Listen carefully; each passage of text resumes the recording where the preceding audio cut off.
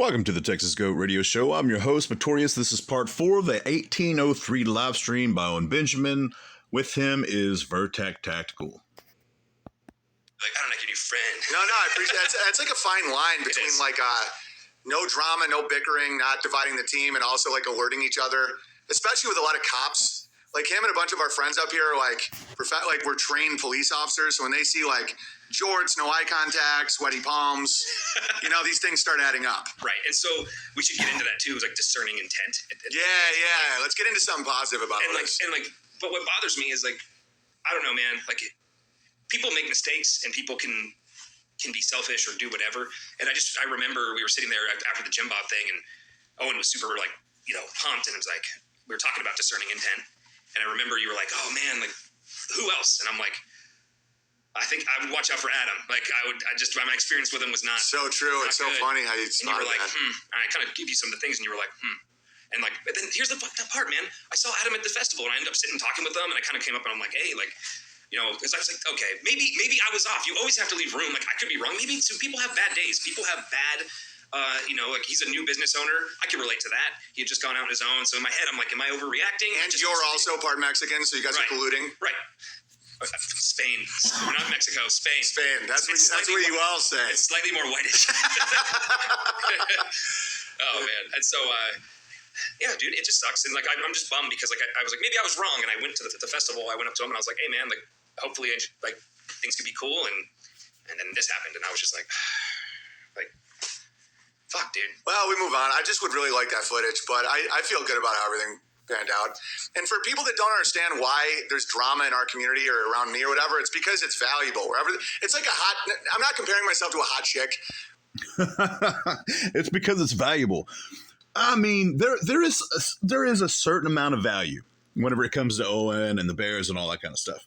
I would say that's almost undeniable just because of the especially in the past, there have been some extremely talented people that have been associated with the Bears that have been Bears. There's a certain value attached to a tight-knit group of people. Now, one of the reasons why there is so much drama in and around Owen Benjamin's life is because he is a liar. He is a manipulator. He is a predator. He is a dangerous predatorial cult leader. Those are facts as far as I'm concerned. There is hours and hours, if not days, of video footage proving that Owen Benjamin is a dangerous, predatorial, manipulating cult leader. And so that right there is probably by far the top reason that contributes to the drama in and around Owen Benjamin's life. And now he's going to sit there and say, well, the reason why there's so many problems and drama is because of how valuable I am, or we are. I don't know if he'll say we, but he definitely just now said, I'm not comparing myself to a hot chick. So right now he's just saying how good he is. But I am actually. It's like a hot chick going into a bar or something, and there's just like shit going on around her because people want to be inside of her, right? And then all these like frumpy chicks are like, how come there's so much drama around Brenda? It's like, well, Brenda, a lot of dudes want to fuck Brenda, right?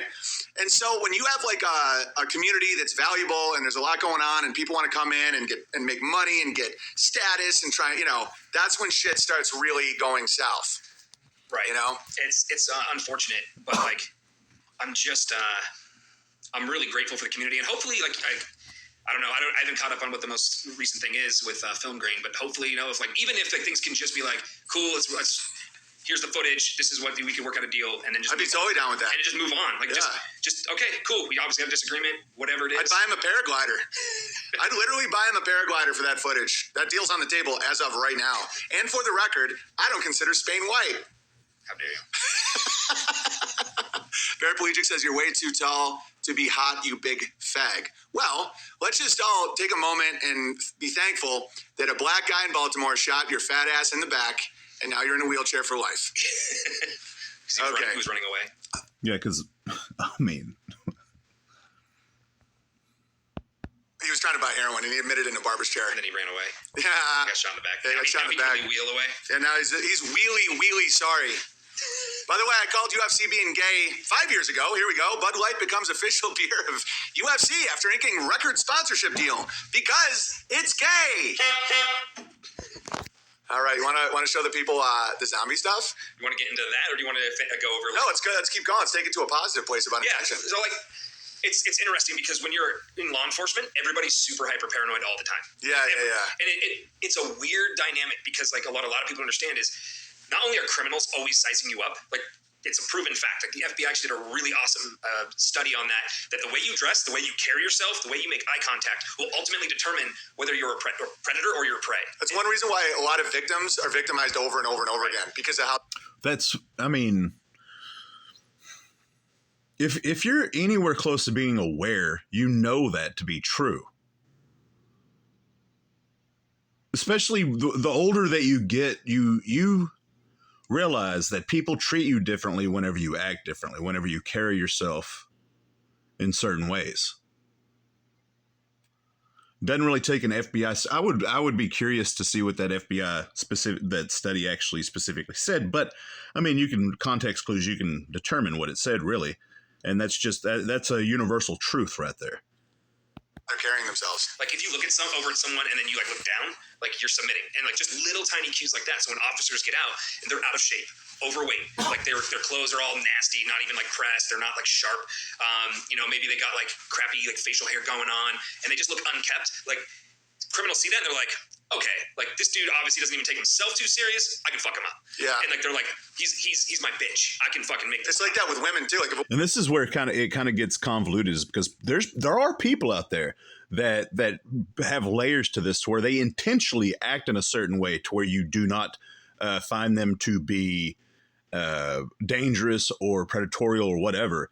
And a whole lot of serial killers have done that because they know that if they present themselves in a certain way, then they will be perceived in a certain way, and they'll be able to get away with more by acting like less. A woman's in a bar, going from table to table, no group, drinking anything she's handed, dressed provocatively. Sexual predators will look at her and be like, I'm going to go with that. And that's why carrying yourself properly, I understand why people are like, don't blame the victim, but it's like, don't cover yourself with blood and go into a lion's den. That's just a reality. Don't set yourself up for failure. Right. And so what's interesting is like on the criminal side, just the uniform alone, how well and sharp and crisp your uniform looks, how well fitted is it. If it's all baggy and gross looking, like there's criminals who have openly admitted that. I remember there was one study, it's a pretty good one, where a cop, like a heavy dude, crappy uniform, got out, a criminal beat his ass and then like took his gun and then like took off running. And as he's running and the cop calls for backup, other cops are coming, and then one cop comes around the corner with a shotgun, racks it, and then says, "Get the fuck on the ground." And he's like, he just gave up. And when they asked him, they're like, "Well, you beat this cop up and took his gun and like all that stuff, and then this cop came, you just gave up." He's like, "Yeah, because the first dude, like overweight, I knew I could take him. I beat his ass. I knew I could take his gun. He wasn't going to shoot me. He's a little bitch." And he's like, "That guy who pointed the shotgun at me, that motherfucker wasn't playing. Like he was going to blow my ass away." Yeah. And he's like, and I knew it. I could see it in his eyes. I could see it just when I sized him up quick. He wasn't playing.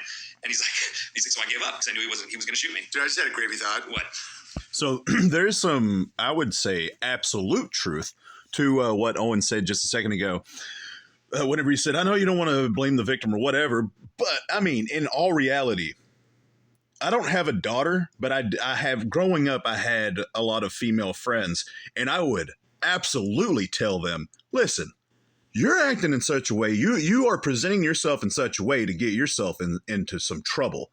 And with me being the only male here around 3 or 4 female friends that I wasn't dating, but I was still friends with them, there was still some kind of protective nature that I had over them. I would flat out tell them the truth. I mean, if we're going to go out together, you're going to act appropriately, because I'm not going to get in a fight because somebody disrespected you because you allowed them to. That's not something that I'm willing to participate in. I'll defend your honor, but there's a fine line between defending your honor and you picking a fight just because you want to see. I've cut friendships off. I don't have that many female friends right now because obviously I've been married for the better part of a decade, and I find that would be just kind of weird and disrespectful to my wife. But whenever I did, I had cut female friends off because they did act in certain ways that would, that I perceived to be, they were bored and they just wanted drama. And so they acted in a certain way. And there was one in particular that I remember. I'm not going to get into many specific details, but we were friends for less than a month before I said, hey, I'm not going to be friends with you just because I don't appreciate how you act. What if whole nations and communities are like that? Like predators will be like, North Idaho won't take this, Right. versus like, we can get away with this. I really think it's like that. I think is. like there's certain operations that they try and run on communities, and they're like, we're not going to try that on this town because these guys will react Well, violently. it's kind of like Walmart. Walmart here stopped enforcing their mask policy during COVID because people wouldn't do it. And people were like people literally were like getting violent with like the Walmart employees. They're like, "Fuck you! What are you gonna do?" And they were like, Nothing. "They're gonna kick out like everyone in the store." Yeah. This is the Texas Goat Radio Show, and I'm your host, Matorius. As always, till next time.